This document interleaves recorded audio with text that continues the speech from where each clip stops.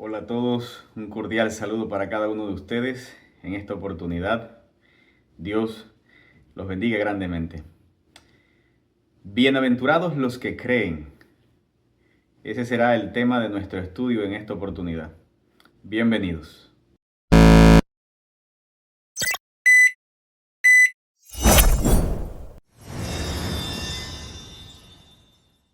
Durante todos estos días hemos estado analizando la Biblia y hemos encontrado diversos testigos que hablaron acerca de Jesucristo, del Cordero de Dios que quita el pecado del mundo. Nos encontramos con un personaje llamado Juan el Bautista, nos encontramos con el testimonio de Andrés, hemos hallado al Mesías, nos encontramos con el testimonio de Felipe, hemos hallado aquel de quien escribió Moisés en la ley. Rabí, tú eres el Hijo de Dios, dijo Natanael. ¿No será este el Cristo?, dijo la mujer samaritana. Nosotros lo hemos visto y oído, dijeron los samaritanos. Señor, ¿a quién iremos?, dijo Pedro. Solo tú tienes palabras de vida. Marta, la hermana de María Magdalena y de Lázaro, dijo: Señor, yo he creído que tú eres el Cristo, el Hijo de Dios que ha venido al mundo. Y muchas otras personas dieron testimonio acerca de Jesús. Sin embargo, en esta oportunidad nos detendremos a analizar a algunos personajes importantes, personajes que estuvieron presentes, aunque algunos no lo estuvieron en el momento, pero que cada uno da testimonio del Salvador. Analicemos el tema de los bienaventurados.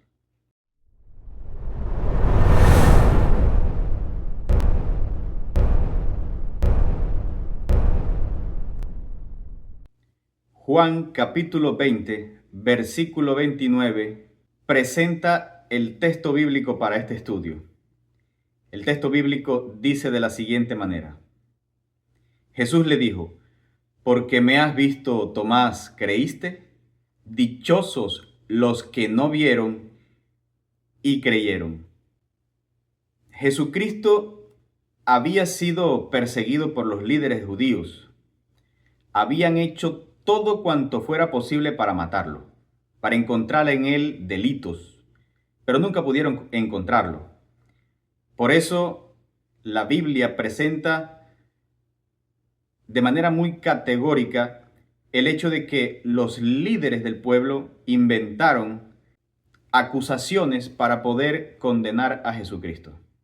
En medio de una de esas situaciones problemáticas que enfrentó Jesús con los líderes del pueblo, nos encontramos con el siguiente pensamiento de la Biblia. Les invito allí a leer el capítulo 8 del libro de San Juan, versículos 56 al 58. Dice el texto bíblico de la siguiente manera: Abraham vuestro padre se gozó de que había de ver mi día, y lo vio y se gozó. Entonces le dijeron los judíos: ¿Aún no tienes 50 años y has visto a Abraham? Jesús le dijo: de cierto os digo, antes que Abraham fuera, yo soy. Versículo 59. Tomaron entonces piedras para arrojárselas, pero Jesús se escondió y salió del templo, y atravesando por en medio de ellos, se fue. Y surge una pregunta importante en esta oportunidad. ¿Por qué es tan importante el testimonio de Abraham en la defensa de Jesús, descrito en el libro de San Juan, lo que acabamos de leer? ¿Por qué es tan importante el testimonio que Jesús cuenta de este personaje llamado Abraham? Acaba de citar un personaje histórico, alguien que no se encontraba en el momento, pero que había dado, según Jesús, testimonio de Jesucristo. ¿Por qué es tan importante el testimonio de este personaje? Bueno, Abraham fue el precursor del pueblo judío, también llamado el padre de la fe, aunque honestamente dudó al principio. La razón por la que nace Ismael, uno de sus hijos, pero el hijo de la promesa no era Ismael, era tenía que ser hijo de Sara. Él no le creyó a Dios. Ambos, tanto Sara como él, no le creyeron a Dios. Sin embargo, es llamado el hombre de la fe, el padre de la fe. Fue llamado por Dios para hacer de él una nación grande. Dios lo bendijo en gran manera y lo hizo un hombre muy poderoso. Sin embargo, lo más importante era que de él vendría el Salvador del mundo, es decir, de la simiente de él, de la familia de Abraham, tenía que venir el Salvador del mundo. Cuando nosotros hacemos un análisis en el libro de Mateo, capítulo 1, versículos 1 al 17, nos encontramos que efectivamente de Abraham nació el Salvador del mundo. Ahí se presenta la genealogía del pueblo de Dios y cómo preservó Dios a ese pueblo para que de ese pueblo naciera el Salvador del mundo. Gálatas capítulo 3, versículo 8, dice que en la simiente de Abraham, y el apóstol Pablo explica allí en Gálatas que la simiente era Jesucristo, en la simiente de él serían benditas todas las familias de la tierra. De allí vamos entendiendo la importancia del argumento de Jesucristo. Pasados algunos años de peregrinaje, porque Dios había llamado a Abraham para que siguiera el camino de Dios, pasados algunos años, tuvo que experimentar la prueba más dura que jamás se le haya pedido a un ser humano. Tenía que entregar en sacrificio. Él debía sacrificar a su propio hijo, imagínense ustedes. A ese que tanto había esperado, que con tanto fervor y anhelo había esperado, y que tanto amaba, pero que ahora Dios le pedía que lo sacrificara. Tuvo que haber sido una prueba muy dura para este hombre. Sin embargo, el relato bíblico, ustedes lo pueden leer, se los voy a dejar allí en la descripción del video. Todos los textos los voy a dejar allí en la descripción del video para que ustedes lo analicen. Encontramos que cuando Abraham levanta el cuchillo para matar a Isaac, un ángel del cielo le habla y le dice: detente, porque ya sé que temes a Dios. ¿Qué mensaje tan profundo? Inmediatamente, cuando Abraham detiene el cuchillo, que siente la mano que lo agarra y detiene el cuchillo, en ese mismo instante aparece un cordero a un lado, enredado por allí en un matorral. Y ese cordero sirvió para sacrificar en vez de Isaac. Ese cordero era el símbolo de Jesucristo. Ese cordero era el sustituto de su hijo Isaac. Tal vez por esto Jesús desde ese momento nos recuerda que Abraham vio su día y se gozó. ¿Y cómo no se había de gozar? Si en realidad había un Salvador para él. Lastimosamente para Jesús no hubo un sustituto. Sí lo hubo para Isaac, sí lo hubo para las personas en el mundo entero, sí lo hay para ti, sí lo hay para mí. Jesucristo es el Cordero de Dios que quita el pecado del mundo. Es importante que nosotros entendamos que Juan deseaba que sus lectores entendieran que en Jesús se cumplía la promesa que Dios le había hecho a Abraham, que en su simiente serían benditas todas las familias de la tierra. Y además el texto bíblico nos dice algo muy interesante aquí, y es lo siguiente. Jesús les dijo: de cierto os digo, antes que Abraham fuera, yo soy. Les habló diciendo que él era el gran yo soy, ese mismo personaje que se presentó en la zarza ardiente a Moisés. Ellos entendían claro el mensaje. Para ellos no había ningún secreto. Jesús les estaba diciendo que él era el gran yo soy, el Dios todopoderoso, el creador del universo. Por eso, para ellos no fue difícil tomar piedras. Lo que pasa es que ellos no entendían que Jesucristo era el gran yo soy. Tomaron piedras y entonces Jesús se desapareció. Ni eso percibieron. Jesús se desapareció del escenario. Pasó en medio de ellos y no lo vieron. Se hizo invisible. Otro personaje que aparece en la escena es María Magdalena. En la historia bíblica encontramos en el capítulo 12 del libro de San Juan la historia de María Magdalena. Sin embargo, aquí en el capítulo 11 encontramos que ellos estaban determinados a matar a Jesús a como diera lugar. No importaba lo que hiciera, si hiciera o no hiciera, ellos lo iban a matar. Habían tomado esa decisión. Ustedes lo pueden leer en Juan capítulo 11, versículos 47 al 53. En el capítulo 12, Jesús aparece en la escena nuevamente. Acababa de resucitar a Lázaro y dice la Biblia que 6 días antes de la Pascua de los judíos, Jesús fue a Betania. Allí le habían preparado un festín. Ese festín se hizo en la casa de Simón. Y aunque el relato no detalla algunos aspectos que yo les estoy mencionando, es importante que ustedes lean los otros textos bíblicos. Yo se los voy a dejar allí abajo para que comprendan que el texto es fiel en lo que estoy diciendo. Y aquí había una mujer. La fiesta era en casa de Simón, un personaje que Jesucristo había curado de una lepra. En esa fiesta, una mujer tomó un vaso de alabastro. Ustedes pueden leer el texto, capítulo 12. El versículo 2 dice, y le hicieron allí una cena. Marta servía y Lázaro era uno de los que estaban sentados a la mesa con él. Entonces María tomó una libra de perfume de nardo puro de mucho precio y ungió los pies de Jesús y los secó con sus cabellos. Y la casa se llenó del olor del perfume. Dijo uno de sus discípulos, Judas Iscariote, hijo de Simón, el que lo había de entregar, ¿por qué no se vendió este perfume por 300 denarios y se les dio a los pobres?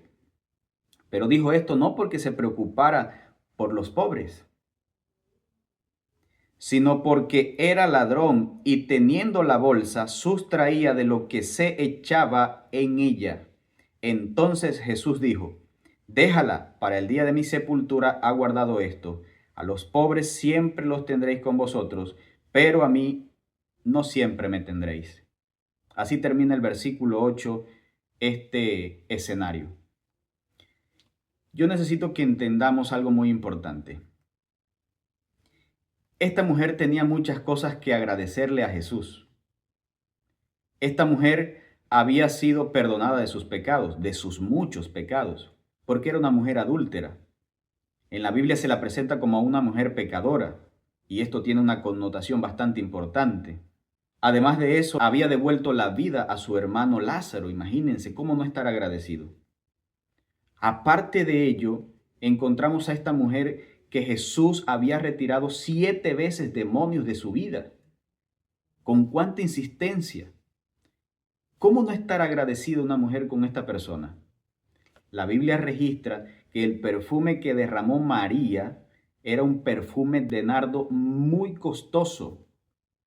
Un perfume que costaba, según el relato bíblico, lo sabemos por las palabras de Judas, 300 denarios, lo que es equivalente a 300 días de trabajo. No le importó, no le importó. Sin embargo, es evidente algo allí, que esta mujer no escatimó precio para agradecer todo lo que Jesús había hecho por ella. A Jesús lo iban a hacer rey, pensaban hacerlo rey. Y eso lo sabemos porque el relato más adelante, en el capítulo 12, nos dice que a Jesús le hicieron una entrada triunfal en Jerusalén, donde lo proclamaron bendito el rey que viene en el nombre del Señor. Y esta mujer se anticipó a todos ellos con este perfume. Pero nosotros sabemos por las palabras del propio Jesucristo que en realidad esta mujer había estado ahorrando para el día de la sepultura de Jesús. Así que esta mujer dio testimonio con esta forma de expresar su amor por Cristo, no importando lo que la gente dijera o pensara, aunque bueno, se sintió avergonzada en algún momento por el comentario que hizo Judas. Ese comentario que hizo Judas llenó el ambiente de una manera muy negativa que hasta los discípulos comentaron cosas negativas. Hasta Simón el leproso, el que había sido curado de la lepra, este personaje también pensó dentro de sí, si este fuera profeta, sabría que esta mujer es pecadora. Jesús leyó el pensamiento de Simón y ustedes leen el relato bíblico, lo reprendió, pero lo reprendió de manera personal y con eso lo redimió. No lo hizo de manera pública, porque eso quizás hubiera sido un problema para Simón, pero no lo hizo de manera pública. Así que es importante que nosotros entendamos esto. No debemos esperar que las personas mueran para agradecerles. El agradecimiento se hace en vida y eso fue lo que hizo esta mujer. Ahora los líderes judíos habían logrado su cometido. Habían entrampado a Jesús. Esto lo habían hecho bajo el apoyo de Judas Iscariote. La Biblia dice que Judas vendió a Jesús por 30 monedas de plata. Ese fue el precio que le pagaron a él por entregar a Jesucristo. Era ambicioso. Por eso Jesús muchas veces le decía que era un diablo, porque su proceder era traicionero. Había sembrado en su carácter todo eso. Primero pasó a los sacerdotes líderes del pueblo y luego lo llevaron al pretorio y allí lo presentaron ante Pilatos. La verdad, la descripción que la tradición hace de este personaje no es para nada halagadora, porque era un personaje egoísta, avaro, problemático, era de un temperamento bastante pesado, fuerte. Ese era Pilatos. Así que cuando le presentan a Jesucristo, él no quería ni siquiera lidiar con este caso. Era muy temprano en la mañana, imagínense ustedes. Lo levantaron precisamente para arreglar esta situación. Cristo lo invitó reiteradamente a aceptarlo como Salvador, pero su orgullo pudo más que el amor a la verdad. Y lo entregó a la turba judía, a esa misma que hacía poco le había proclamado rey, pero que ahora estaba dispuesta a condenarlo como a un asesino. El relato bíblico dice que Barrabás fue preferido antes que Cristo, pues a pesar de su vida íntegra, veían a Jesús como mayor enemigo que el mismo Barrabás, un ladrón. Jesús dio testimonio ante Pilato y se dio a conocer como la verdad. 3 veces Pilatos habló de la inocencia de Jesús y estos detalles son importantes en la historia. Por ejemplo, Juan 18:38 dice: le dijo Pilato, ¿qué es la verdad? Y dicho esto, salió otra vez a donde estaban los judíos y les dijo: yo no hallo en él ningún delito. Es que no había ningún delito en él. Luego, en el versículo 4 del capítulo 19 dice: entonces Pilato salió otra vez y le dijo: mirad, os lo traigo fuera para que entendáis que ningún delito hallo en él. Y el versículo 6 dice: cuando lo vieron los principales sacerdotes y los guardias dieron voces diciendo: crucifícalo, crucifícalo. Pilato les dijo: tomadlo vosotros y crucificadlo, porque yo no hallo delito en él. Nunca halló delito porque Jesús era inocente.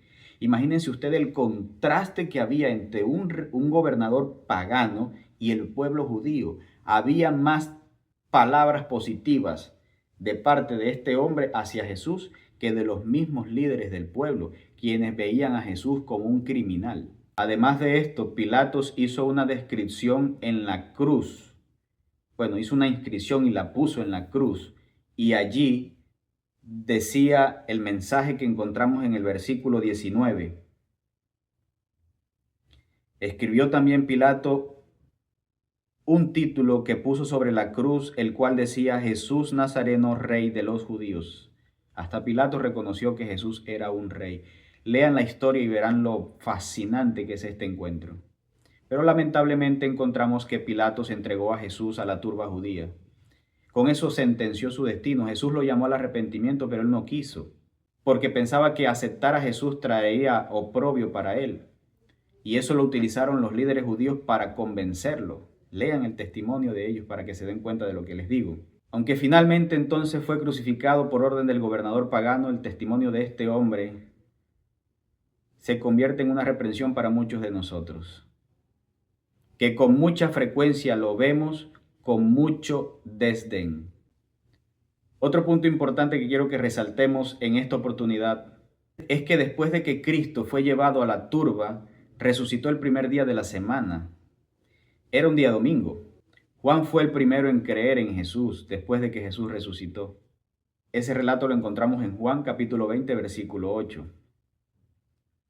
La Biblia registra que se apareció muchas veces a sus discípulos. Sin embargo, Jesús se apareció en una oportunidad a todos sus discípulos, pero no estaba Tomás presente. Entonces, como Tomás no estaba presente, lo pueden leer ustedes en el capítulo 20, versículo 19 en adelante. Los discípulos intentaron convencerlo de que habían visto al Salvador, pero no creyó. Antes hizo una afirmación bastante negativa que se parece mucho a las afirmaciones de los incrédulos en el día de hoy. Mire lo que dice. Versículo 26, 25. Le dijeron pues los otros discípulos, hemos visto al Señor. Él les dijo, si no veo en sus manos la señal de los clavos y meto mi dedo en el lugar de los clavos y meto mi mano en su costado, no creeré. No es otra cosa que escepticismo. En realidad no creía. Se parece mucho a lo que hacen muchas personas en el día de hoy. Juan registra que 8 días después Jesús se volvió a aparecer a sus discípulos, pero esta vez sí estaba Tomás presente. Dice el relato bíblico lo siguiente. Leo Juan 20, versículo 27. Ya Jesús se aparece y los saluda. Y entonces dice el texto bíblico, luego de saludar, dice, luego dijo a Tomás, pon aquí tu dedo y mira mis manos. Acerca tu mano y métela en mi costado. Y no seas incrédulo, sino creyente. Entonces Tomás respondió y le dijo, Señor mío y Dios mío. Jesús le dijo, porque me has visto, Tomás, creíste. Bienaventurados los que no vieron y creyeron. Ese fue el testimonio de Tomás. Cristo aceptó el testimonio de que Tomás decía de que era su Dios, pero también lo reprendió, aunque fue muy bondadoso con él. Lo hizo con la intención no de mayugarlo, no, en realidad lo hizo con la intención de salvarlo. Un punto importante en esta historia, porque inmediatamente termina el escenario de Tomás, el incrédulo Tomás, Juan narra el propósito del libro. Y yo necesito que entendamos esto porque esto es vital. Si nosotros nos comprometemos, podemos llegar a ser parte de ese número de bienaventurados, unirnos a ese gran grupo de bienaventurados que la Biblia registra, que Jesús mencionó allí en ese argumento que le lanzó a Tomás. Dice el texto bíblico, hizo además Jesús muchas otras señales, leo el versículo 30, en presencia de sus discípulos, las cuales no están escritas en este libro, pero éstas se han escrito para que creáis que Jesús es el Cristo. Bienaventurados los que creen, dice Jesús. Y Juan dice, estas se han escrito para que creáis que Jesús es el Cristo. Pero ¿por qué razón Jesucristo llama bienaventurados a los que creen? Juan lo dice. Para que creáis que Jesús es el Cristo, el Hijo de Dios, y para que creyendo tengáis vida en su nombre. Para que creyendo, mis queridos amigos, tengamos vida en el nombre de Jesucristo. Permítanme hacer algunas conclusiones, basándonos en lo que hasta el momento hemos dicho. Primero, la salvación es por lo que Cristo hizo por nosotros. La salvación no es por obras. Ustedes y yo hacemos muchas cosas buenas, pero eso no nos salva. Cristo nos salva.